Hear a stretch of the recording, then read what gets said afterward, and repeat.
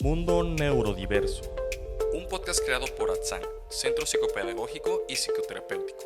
El espacio donde las condiciones del neurodesarrollo importan. Información, mitos, preguntas frecuentes, entrevistas con expertos, testimonios y más. Aquí creemos que no importa cuál sea tu condición de vida, soñamos con un mundo donde todos puedan ser ellos mismos y ser celebrados por lo que son. Un mundo de diferencias es un mundo de posibilidades. Comenzamos. Nuevamente bienvenidos a el podcast Mundo Neurodiverso en la sección Paso a Paso, el espacio donde profundizamos en temas que giran en torno a las condiciones del neurodesarrollo, como es el espectro autista, el déficit de atención, los trastornos del lenguaje, trastornos del aprendizaje, discapacidad intelectual, entre otros. Estamos en la tercera temporada de nuestro podcast y estamos en la segunda parte del tema prevención del abuso sexual infantil, específicamente en la población neurodivergente. Para este tema nos acompaña Telma Mendoza.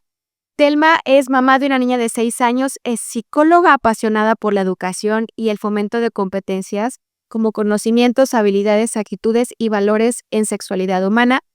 Es, como les digo, sexóloga, tiene una maestría en educación de la sexualidad humana, tiene una certificación de disciplina positiva, un diplomado en formación de competencias docentes en línea y un diplomado internacional de terapia breve y familiar.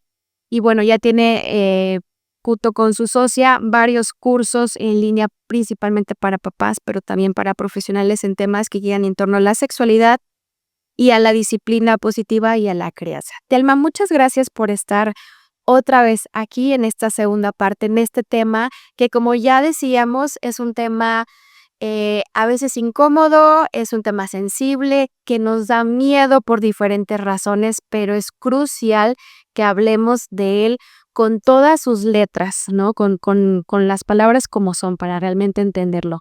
Gracias por estar aquí. No, pues gracias por la invitación y bueno, pues Continuamos con el ¿dónde tema. vamos?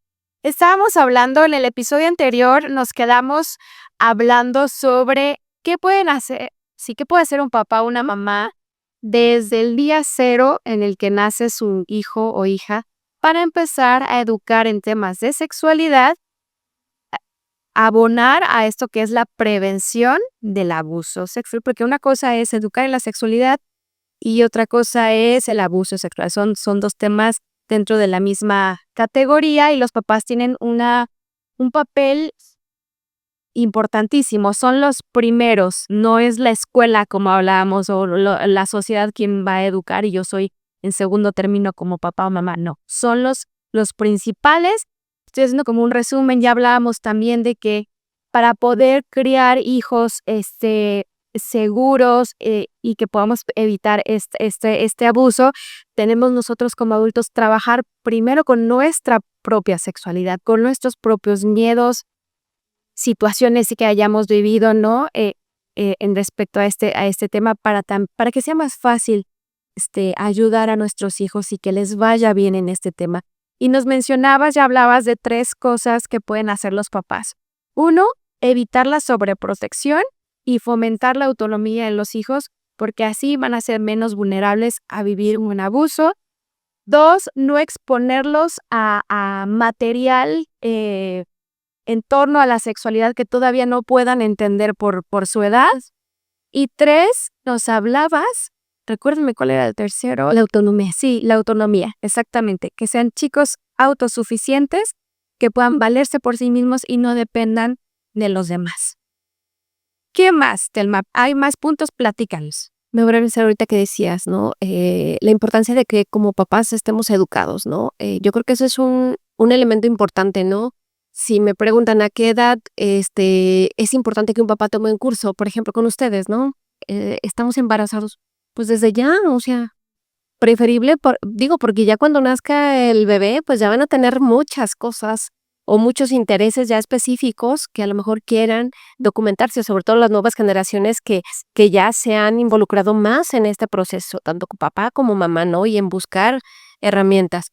Entonces, una parte importante es eso, porque para poder yo educar en la sexualidad necesito conocer mi propia historia, conocer y analizar mis propios conceptos que yo he creado porque solamente haciendo esta revisión de manera objetiva y crítica a esa información que yo recibí, ¿sí? Porque en muchas de las ocasiones a lo mejor venimos con inquietudes o dudas desde toda la vida, desde la infancia, adolescencia, que nunca clarificamos. ¿Por qué? Porque a lo mejor nunca hubo un curso diseñado en la escuela donde yo tuviera esa posibilidad de externar mis dudas. Porque luego de repente cuando me dan en la escuela, me dan lo que ya está en contenidos, ¿no? Que decíamos la sesión pasada. Anatomía, fisiología, pero no me quitan las dudas, ¿no? Que tengo. Y cuando crecemos con esas dudas, con ese miedo, con el identificar que el cuerpo es sucio, que es algo que debe de dar vergüenza, la desnudez, por ejemplo, pues eso, si no lo trabajamos, si no lo reconocemos, lo vamos a transmitir. Fíjate qué importante, lo voy a poner en primera persona. Yo me acuerdo de chica, de niña, si surgía alguna duda de la información que te daban en la escuela, por ejemplo, pues no acudías con tu mamá o con tu papá, o no siempre acudías con mamá o papá, porque sabías de alguna manera te habían transmitido que era un tema, como acabas de mencionar, de vergüenza, y vas y se lo preguntas a un amigo o a una amiga que no tiene la información, que no te lo va a resolver en el mejor de los casos, porque en el peor te va a confundir más o te va a dar más información que tampoco puedes entender. ¿Cómo pueden hacer entonces los papás para que sus hijos acudan a ellos? Lo primero que se me ocurre, y ya tú me complementarás la idea, es que los padres no transmitan que es un tema de vergüenza. O sea, que los padres lo vean como algo más natural y se lo vayan transmitiendo así, me imagino. Tú platícalos. Sí, la vez pasada que comentábamos como lo que tenemos que hacer desde el cambiar el pañal, ¿no? Desde dirigirnos con respeto y que a lo mejor va creciendo el pequeño y, por ejemplo, el momento del baño es un área de oportunidad importante para ver el cuerpo de manera natural, ¿no? Me han preguntado muchas veces, oye, ¿es recomendable que papás y hijos se bañen? Sí, si yo papá me siento cómodo con bañarme desnuda frente a mi hijo, pero si a mí me genera incomodidad, prefiero que no lo haga, porque le voy a estar dando esa información de manera indirecta del pudor, de la vergüenza del cuerpo. O que me meta yo con ropa interior, ¿no? Porque le voy a dar un mensaje que precisamente esas zonas, o sea, se pudiera pensar, bueno, pues es que son zonas privadas y por eso las cubre, pero la realidad es que si yo estoy en un tema en familia y es en confianza y lo que yo quiero que mi hijo aprenda a ver el cuerpo de manera natural, se lo tengo que exponer de manera natural. Pero si yo le pongo el componente de la vergüenza, obviamente lo va a cacar. Claro, pues no nos metemos a bañar con ropa interior o con sándalo de baño, ¿no? Suena como incongruente. Y por ejemplo, en el caso, vamos a decir, de un chico con dificultades en la comprensión del lenguaje o con dificultades intelectuales, con retos intelectuales, ¿qué herramientas podemos o estrategias basarnos, echar mano de ellas para explicarles todo esto? Primero, pues tendremos que tener una comunicación directa, pues, es decir, ganarnos la confianza de nuestros hijos. Ese es el principal trabajo que tenemos que hacer como papás, ganarme la confianza de mi hijo, ¿no? Dedicarle tiempo, estar disponible, ¿sí? Para jugar, interesarme en su mundo, en sus cosas, ¿sí? Porque, claro, si yo estoy atenta, si yo soy sensible a sus necesidades, si yo lo atiendo de manera respetuosa y lo voy educando de manera respetuosa, me voy a ganar esa confianza. Y esa es la clave para que los chicos puedan acudir a preguntarme, a darme información de lo que les está pasando. Por ejemplo, si tiene retos de comunicación, pero yo tengo un canal de comunicación claro, a lo mejor no es a través del lenguaje, es a través de pictogramas, es a través de un comunicador, pero ellos me tienen la confianza para preguntar. Y acabas de mencionar algo muy importante, un comunicador, un tablero con pictogramas, porque ¿qué sucede? Que no los consideramos. O sea, está el comunicador muy completo, pero le falta ese tema, ¿no? Está que si la alimentación, que si los juegos, un vocabulario bien interesante y muy completo, pero falta los pictogramas, las imágenes que hablan sobre el tema de la sexualidad. Y sí están. El programa incluye ese tema. Sí, hay programas que ya lo incluyen, es cierto. Sin embargo, hay mucha resistencia de los papás, porque los papás incluso piden, no me incluyas estos temas. Digo, lo tenemos por referente, ¿no? O sea, porque tienen esa idea de que son chicos que no necesitan saber información sexual.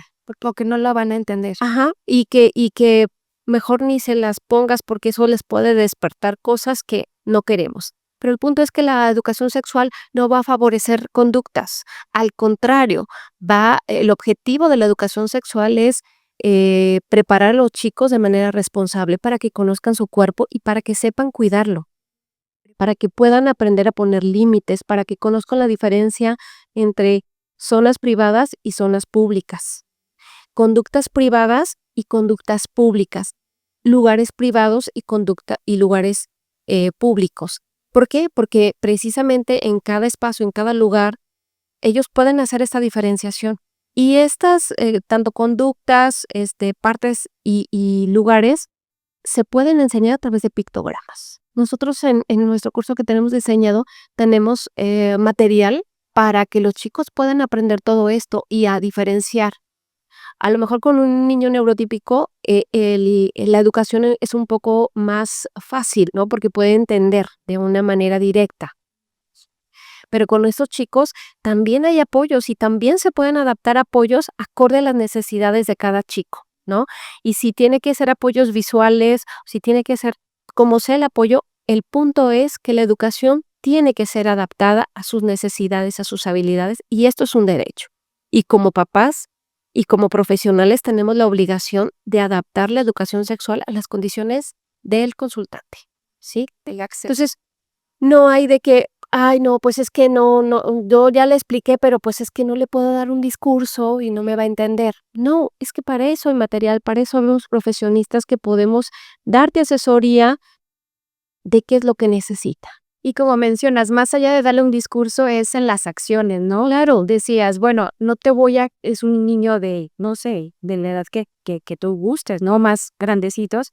No te voy a cambiar de ropa aquí enfrente, porque tienes una discapacidad y eres como un niño o te trato como un niño chiquitito, porque no te estoy enseñando la diferencia de lugares públicos y lugares privados. En un lugar privado, en tu habitación, en el baño, es donde te cambias de ropa, ¿no? No en lugar público.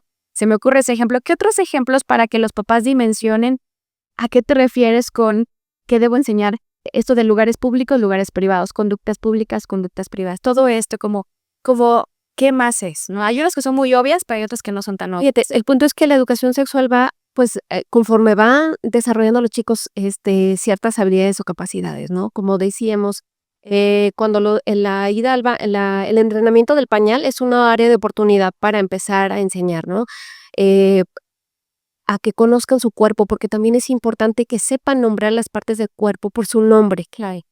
Bien sabemos que hay muchos nombres que nada que ver, ¿no? Y en este caso, por ejemplo, con los chicos autistas, no le podemos decir tu pajarito, porque es sumamente difícil entender que una parte de su cuerpo sea un pajarito, ¿no? Ubicando que ubican cómo es un pajarito. El lenguaje figura así que no. Entonces, es importante, y esto es para todos, ¿no?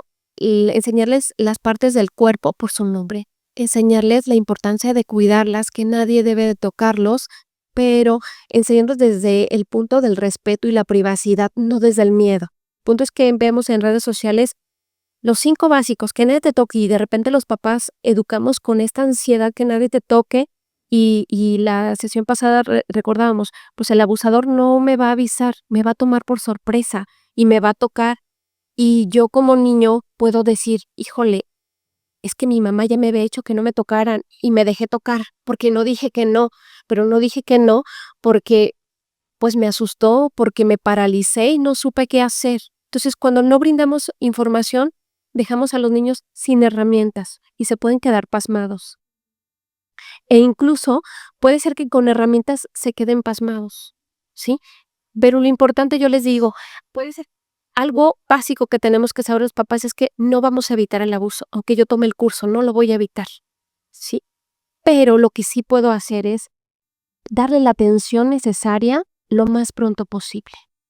Por ejemplo, pues como no puedo tener a mi hijo resguardado, yo ya le di información, ya le dije esto, ya le enseñé a que reconozca cuáles son las conductas abusivas que no deben de pasarle. Si, si estás en una situación y te empiezas a sentir incómodo, corre. Si no puedes correr, grita. Si no, bueno, en lo más rápido que puedas huir de esa persona, aléjate y pide ayuda, ¿sí? Entonces, tenemos una secuencia para enseñar a los chicos como estas cosas básicas, ¿no? Pero, por ejemplo, otro elemento importante es desde que los chicos aprendan a reconocer esas sensaciones agradables o desagradables. Porque si nosotros como adulto anulamos, porque cuando un niño llora y se cae, ay, no te pasó nada, sóbate y ya. Eso no es para llorar. Ajá, aguántate, ¿no? O sea, eres niño, aguántate, los niños no lloran. Pues anulamos esas emociones. Entonces aprenden, niños y niñas, a que sus emociones no son importantes. Y cuando les damos este mensaje, pues imagínense cuando le pase algo mayor, pues que no son importantes por el hecho de ser niños, ¿no? ¿Te salió sangre? ¿No te salió? Ok, entonces, ¿cómo vas si le dices al papá, oye, me hicieron esto y me hizo sentir incómodo, me hizo sentir mal, aunque haya sido un tocamiento en la entrepierna? Sí, algo, No hubo sangre, no hubo una agresión violenta, una caricia desagradable, simplemente. pero ¿cómo lo va a decir? ¿No? Y por ejemplo, a chicos con alguna condición, pues ¿cómo le explicamos todas estas formas de abuso que hay? Validando cuando suceden en otras. Ajá. Y el punto es que yo las debo de tener claras como adulto para poderlas comunicar, tenerles los medios adecuados para que ellos puedan reconocerlas y que si pasa y no las pueden evitar, las comuniquen en cuanto les sea posible. A lo mejor tuvo el contacto pues no sé, en la escuela o en algún lugar en el que estuvo. No le puedo decir a nadie porque nadie confió como para hablar de ese tema, pero si yo tengo un canal de comunicación cercano con mamá, con la tía, con la abuela, etcétera, y llegando lo comunico, pues en ese momento ya es mi responsabilidad de adulto ejercer la protección, buscar la forma en la que el chico no se vuelva a sentir expuesto, vulnerable, etcétera, ¿no? Cuando el niño comunica y se siente cobijado por el adulto, cuando el adulto le cree su versión, y no lo cuestiona y no le dice, ¿por qué no dijiste nada? ¿Por qué no te defendiste? ¿Por qué hasta ahorita me estás avisando? Cuando efectivamente ejerce su labor de proteger, de decir, todo va a estar bien, puede haber una gran diferencia. Ok. ¿Sí? Sí, yo escuché en un curso que tomé precisamente este tema que decían, ante cualquier comunicación y niño de que algo vivió, primero, de entrada, siempre le tienes que creer. No al revés, de esto está en duda, pero vamos a ver. Y creo que en partes el miedo que uno tiene como adulto de no, que no haya pasado, ¿no? A cambio puede ser de no pasó nada, a ver, no pasó nada, no. Cambiar esta idea y desde el principio es, te creo y vamos a ver, o sea, primero te creo, estás seguro, no te va a pasar nada y ya después vemos lo demás, ¿no? O sea, qué pasó, si sucedió, cómo sucedió, tal. Pero hay que creerle a un niño de entrada, siempre, ¿cierto? Siempre, es lo básico, porque de lo contrario, el mayor dolor lo podemos causar los papás al no creerle, al cuestionarle, al decirle por qué hasta ahorita, ¿no? Porque pasa que muchos chicos abusados hablan del abuso a lo mejor 10, 15 años después, ¿no? Ahorita ya para qué, ¿no? Pero el punto es, bueno, ¿por qué no lo hablaron antes? Porque no había las condiciones, porque no había la confianza, porque no se sintieron seguros. Sí, y por lo que haya sido, lo importante es que ya lo dijo y dejemos eso atrás. Telma, ¿y cómo podemos reconocer, o sea, qué tenemos que observar y estar muy alertas, los papás, las mamás, los adultos en general, para identificar si alguno de los chicos que conocemos está manifestando puntos importantes de que algo está sucediendo? Yo, por ejemplo, he escuchado, pero esto creo que no es lo más relevante, pero lo voy a mencionar, infecciones urinarias, por ejemplo, o cierto tipo de infecciones vaginales, etcétera. eso es algo como muy médico, ¿no? Y yo siento que cuando a lo mejor se da cuenta un médico de eso es porque ya es demasiado tarde, ¿no? No sé. Pero ¿qué otras cosas los papás tienen que estar así muy al pendiente? Decir, a ver, vamos viendo si esto va más a fondo y nos indica otra cosa. Y sobre todo en niños que a lo mejor no tienen lenguaje o que no comprenden estos conceptos verbalmente. Como decíamos, el abuso se da tanto de forma directa como indirecta, entonces no solamente hay indicadores físicos para identificar el lenguaje, también hay muchos indicadores de comportamiento y en la esfera sexual, ¿sí? De comportamiento, híjole, la lista es inmensa, ¿no? Ya decías, a nivel físico, pues, infecciones, dificultades para sentarse, para caminar, a lo mejor regresiones, es decir, que los chicos ya tenían el control de esfínteres y regresan, ¿no? O se orinan, se hacen popó, etcétera. Además de a lo mejor, ¿cómo se dice? Luxaciones, sangrado, otras cosas que son como más dramáticas físicamente, ¿no? Pero a nivel de comportamiento puede haber alteraciones de sueño, de conducta, de trastornos alimenticios, conducta desafiante, problemas, en muchas áreas de comportamiento. Aquí el punto es, ser observadores. Digo, porque muchos de estos indicadores se asocian a otras muchas cosas, Claro. ¿sí? Es decir, que a lo mejor ya iba al baño solito y de repente se empieza a hacer otra vez, bueno, es que fue abusado. No, por ejemplo, en el caso de la esfera sexual, vamos a ver muchas conductas seductoras o muchas conductas evitativas o de rechazo. A lo mejor mucha ansiedad, a lo mejor en dibujos o dibujos con órganos genitales. Sin embargo, el hecho de que un niño haga un dibujo, por ejemplo, con genitales, no quiere decir que esté siendo abusado, porque luego también esta es otra parte, ¿no? Ven 2, 3 rasgos y es abuso. La realidad es que no. El abuso tiene que ser evaluado por profesionales. Desde nuestra experiencia, hay mucha gente que nos ha consultado porque a lo mejor asume que su hijo ha sido abusado y cuando revisamos y hacemos como toda la revisión de la conducta que está presentando y las manifestaciones, pues en su mayoría son manifestaciones esperadas acorde a la edad. El punto es que como papás no sabemos de educación sexual, no conocemos las etapas del desarrollo, no sabemos cuáles son las conductas esperadas a la edad, pues y nos asusta tanto el abuso, todo se lo achacamos y andamos con una ansiedad y hemos tenido personas que están así de abusar incluso a la pareja, de denunciar a la pareja asumiendo que la pareja es el agresor, cuando son conductas que tienen que ver con el desarrollo sexual y que a veces son conductas propiciadas porque a lo mejor yo como papá no le enseñé límites, no le enseñé a lo mejor no desnudarse en todas partes, ¿no?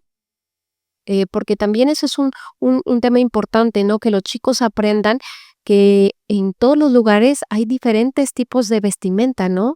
Cuando vamos a la playa es uno, cuando estamos en casa es otro. Cuando estamos en casa podemos andar con una ropa más cómoda, pero es siempre importante traer ropa interior, cuidar nuestra intimidad, ¿no?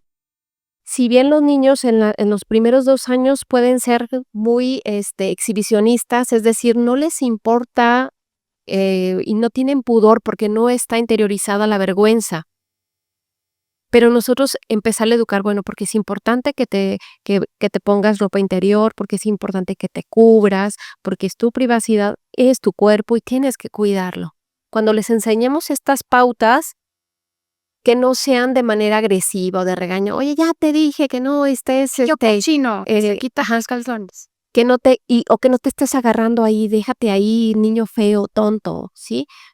Te va a castigar Diosito. Cuando educamos en esos prejuicios, pues en automático la sexualidad se vuelve pecaminosa, vergonzosa, mala y el cuerpo también, y ciertas zonas del cuerpo también. Entonces, necesitamos entender qué es la sexualidad, comprenderla, hacer las paces con mi sexualidad para no satanizar todas las conductas que podamos ver y poder distinguir esas conductas que sí implican un riesgo de las que no. Cuando llegan papás asustados porque a lo mejor leyeron o vieron en redes sociales ciertos datos de alarma y aterrizamos a cuáles son las conductas del desarrollo natural, vemos el contexto, si a lo mejor el chico ha estado expuesto, si tiene otras conductas a lo mejor que hayan cambiado drásticamente, pues ya podemos decir, ay, bueno, pues sabes que vamos a dar seguimiento, porque para poder para poder efectivamente confirmar que fue un abuso, no es de uno o dos, se requiere de hacer mucha valoración del contexto, de las características y trabajar con el chico. Entonces, algo importante y los papás tienen que saber que entre más conozcan sobre educación sexual y desarrollo sexual, más tranquilos van a estar, más seguros van a estar sus hijos. Perfecto, Telma. Y como dices tú, hay que hacer una evaluación muy completa para determinar qué sucedió o qué no sucedió. Acercarse siempre a un profesional especializado. No Sí. cualquier psicólogo, cualquier psicóloga puede trabajar esto y mucho menos determinarlo, ¿no? Dar como un diagnóstico. Tiene que ser alguien que tenga esta formación específica, como en todo, ¿no? O sea, como Claro. cada quien nos dedicamos a diferentes puntos. Ya nada más para cerrar rápidamente, Telma, si desgraciadamente nos damos cuenta que algún niño sí sufre algún tipo de abuso, que tengan en mente los papás qué hay que hacer. Hay que proceder legalmente, hay que proceder así rápidamente una idea general. ¿Qué se debe de hacer? Todo menos quedarse callados. Sí, mira, el punto importante, bueno, pues es, lo primero es proteger al menor, indiscutiblemente, darle la atención que él necesita, ¿sí? Retirarlo de esa persona o de esas situaciones que pudieron haberlo lastimado. Y como adultos, pues sí, necesitamos recibir asesoría, ¿sí? Porque necesitamos también como papás recibir contención emocional. Porque obviamente nadie lo esperamos y es un impacto, ¿sí? Y va a ser un impacto. Entonces, recibir contención emocional y también asesoría legal en este sentido. Recordemos, y lo decíamos, la mayoría de los abusos se dan en los entornos conocidos.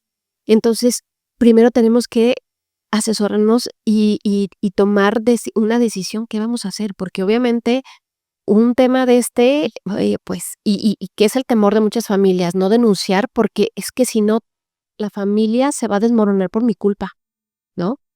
Y el punto es que necesito tener información objetiva por profesionales, asesorarme legalmente, cuáles son las repercusiones, qué se puede hacer, porque además, lamentablemente, en nuestro país todavía hay muchas áreas de oportunidad para que el personal que se dedica a recibir estas denuncias tenga habilidades para atender a población neurodivergentes. Lamentablemente, la falta de herramientas es una limitante para hacer una denuncia. ¿Por qué? Porque no sabemos cómo interrogar a un menor. Cómo valorarlo. Pero igual hay que promover que se denuncie de todas maneras, porque Sí. entre más se denuncie, más se va a dar cuenta la autoridad que tiene esta área de oportunidad y que deben de aprender cómo valorar a población neurodivergente. Y adaptarlo. La denuncia es importante en cualquier nivel. ¿Por qué? Porque si nos seguimos callados, vamos a seguir como en muchos años, ¿no? Donde el silencio, pues es el principal elemento que hace posible la impunidad.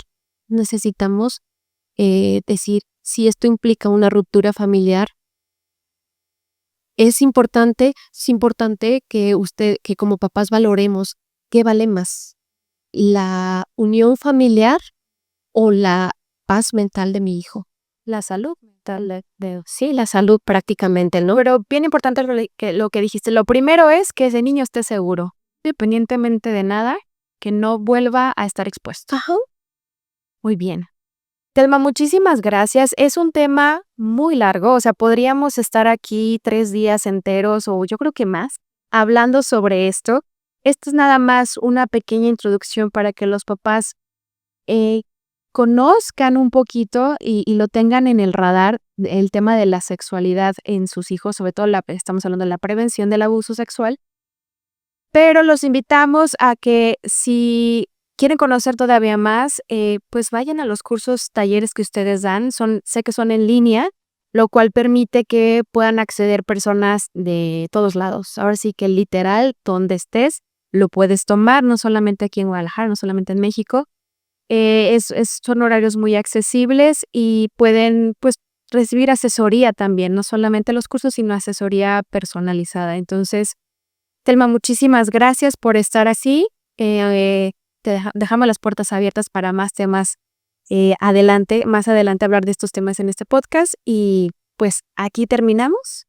Nos pueden seguir en nuestras redes, que son TikTok, Facebook, Instagram, y nos pueden escuchar en Spotify y YouTube. No sé si tú quieras decir algo más, Telma. Sí, nosotros estamos en Instagram como educarte_org. Ahí podrán ver la información que tenemos. Tenemos cursos de prevención tanto para población neurotípica como población neurodivergente, tanto de prevención del abuso sexual como de disciplina positiva, que es un área sumamente importante también para la prevención. Revisar nuestros modelos educativos de ejercer la disciplina, ¿no? Que es una pieza clave también, ¿no? Excelente. Entonces, ahí está la información. Acudan, por favor, a Educarte. Muchas gracias. Nos vemos para la próxima. Gracias. Si te ha gustado este podcast, compártelo. No olvides seguirnos en nuestras redes sociales, YouTube, TikTok, Facebook e Instagram como @centroatsan. O visita nuestra página web al www.atsan.com.mx.